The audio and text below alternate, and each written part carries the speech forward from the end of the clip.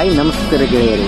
ಇವತ್ತು ನಮ್ಮ ರಾಮ್ತಾವ್ RPL season 4 ಅದರ ನಿಮಿತ್ತವಾಗಿ ಗ್ರೌಂಡ್ ತಯಾರಿಸಲು ಮಣ್ಣು ತರಲು ಹೋಗ್ತಾ ಇದ್ದೀವಿ. ಹಾಗೂ ಮತ್ತೆ ನಮ್ಮ ಸ್ನೇಹಿತರು ಜೊತೆ ಹೋಗ್ತಾ ಇರಬೇಕಾದ್ರೆ ಆಗದಂಥ ಘಟನೆಗಳು ನೋಡಿ.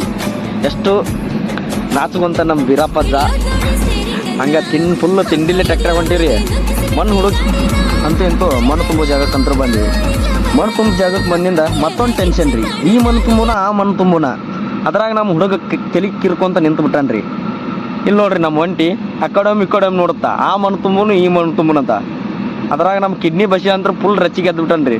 ನೀವು ಯಾವ್ದಾರು ತುಂಬ್ರಿ ನನಗೆ ನಾಷ್ಟ ಇಲ್ಲ ನಾಷ್ಟ ಹಾಕ್ರು ಅಂತಾರೆ ಕಮಿಟಿಯರಿಗೆ. ಏನು ಮಾಡ್ಬೇಕನ್ನೋ ಗೊತ್ತಾಗಲ್ರಿ. ಅಂತೂ ಏನು ಮಾಡ್ಬೇಕ್ರಿ, ನಮ್ಮ ಕಮಿಟಿ ಮೊದಲು ನೋಡಿದ್ದೀವಿ.